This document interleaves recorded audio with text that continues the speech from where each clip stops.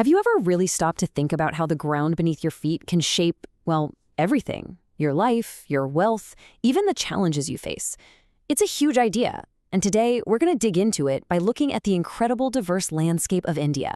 And then we'll zoom right into one state that tells the whole story in miniature, Bihar. Okay, so before we jump in, there's one key term we need to get our heads around: physiography. Now, don't let the fancy word fool you. All it really means is the story of how a landscape gets its shape. You know, the mountains, the plains, the plateaus. It's about how those physical features basically set the rules for everything that happens on them, from farming to where cities get built. All right, first up, let's look at the big picture. India's incredibly diverse foundation. To really get what's happening in Bihar, we first need to understand the vast stage on which this whole drama plays out.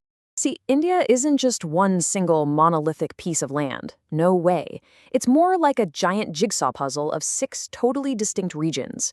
You've got the jaw-dropping Himalayas up north, the massive and super fertile northern plains, the ancient rocky peninsular plateau, the dry Indian desert, those long coastal plains, and of course, the islands. Each one has its own unique story, forged by powerful geological forces over millions and millions of years. And here's the crucial part. This diversity isn't just for pretty pictures. It's the very blueprint for the nation's resources. The mountains? They're like a giant water tower for the whole subcontinent. The plains? That's the country's breadbasket, its granaries. And the plateau? Think of it as a treasure chest, a massive storehouse of minerals that fuels India's industries. Okay, so we've seen the continental scale. Now let's zoom way, way into our case study. We're going to look at Bihar's triple-layered landscape. Seriously, you can think of the state as a mini India, with 3 completely different geological worlds packed into one place. And this table just lays it all out, plain and simple. Bihar is basically sliced into 3 different realities. You've got a tiny sliver of the Himalayan foothills up north, the Shivaliks. Then, the absolute giant in the middle, the Gangetic Plains, covering almost 70% of the state.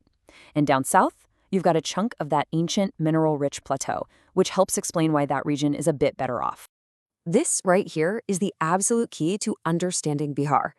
It's not one thing or the other. It's a transition zone. It is literally caught between 2 of India's most powerful geological players, the young, still rising Himalayas, and the old, stable, ancient plateau. And that unique position is the source of both its greatest riches and its toughest battles.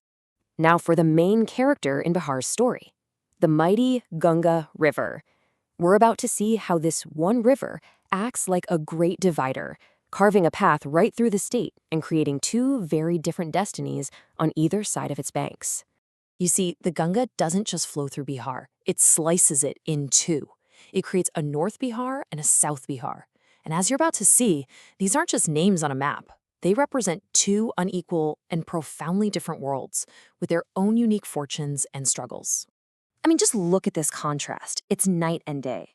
North of the Ganga, you're slammed by constant floods from Himalayan rivers. But the flip side is that those floods drop a fresh layer of super fertile soil called khadar, which is perfect for crops like rice and jute. But then you cross the river to the south, and it's a totally different reality. It's drought-prone, with older, less fertile Bangar soil. 2 completely separate worlds divided only by a river.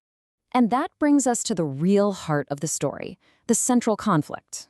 This is the paradox of Bihar, how its greatest gift, those unbelievably fertile plains, is also the source of its biggest, most relentless weakness. Okay, just let that number sink in for a second. 73%. This isn't just some small problem in a corner of the state. We're talking about a defining reality. Almost 3/4 of Bihar, mostly in the north, lives with the constant yearly threat of floods, and that shapes absolutely everything. And this isn't just a statistic, it's deeply, deeply personal. For centuries, the Kosi River has been known as the sorrow of Bihar. That name, it just captures the incredible pain, the economic ruin, and the human cost of these floods that can literally change course overnight and swallow whole villages. So you might be wondering, why? Why is it so bad here? Well, the geography itself is the culprit. The plains are incredibly flat, with almost no slope. So when these rivers come roaring down from the Himalayas, full of silt and sediment, they hit this flat land, slow down, and just dump everything. They basically clog their own channels and spill over everywhere. The very flatness that's great for farming also turns the region into a giant bathtub with no drain. So, how do you even live in a place like this? Let's check out how people have fought back against these huge geographical hurdles, from brilliant ancient systems that worked with nature to massive modern projects trying to tame it once and for all. For more than 2,000 years, folks in the drought-prone south of Bihar have used this absolutely ingenious system. It's a network of ahars, big reservoirs to catch monsoon rain, and pines, channels that divert river water. It's a smart, sustainable way to manage both too much water and too little water. Okay, now fast forward from that ancient wisdom to today. The current approach is, well, it's a full-on assault on these geographical barriers. The idea is to use massive infrastructure, we're talking bridges, roads, railways, to finally stitch a state together that's been physically and economically divided by its own rivers. And when we say massive, we mean it. The money pouring in tells the story. Government support has more than tripled in just a decade. Think about that. All that capital is being pumped into projects designed to fundamentally change the state's relationship with its own landscape.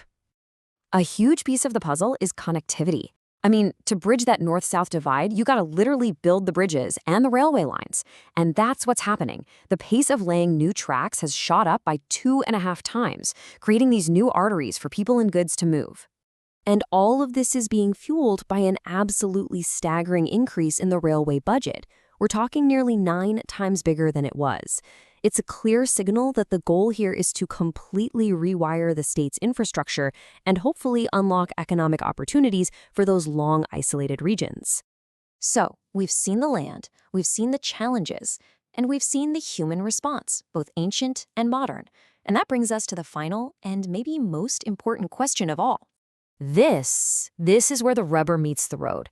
This table shows you the real-world human consequences of that great Gangetic divide. The physical separation has created a massive economic one. Per capita income in Patna, in the better-connected south, is almost 7 times higher than in Sheohar, up in the flood-prone north. The geology itself, the minerals and better drainage in the south versus the constant threat in the north, has translated directly into this shocking inequality. And that leaves us right here with the ultimate question. Can modern engineering, all this concrete, steel, and investment, truly overcome the ancient, powerful forces that have shaped this land for millennia? Can we build our way out of a destiny that was written by geology? Or, at the end of the day, will geography always have the final say? That's the story being written right now.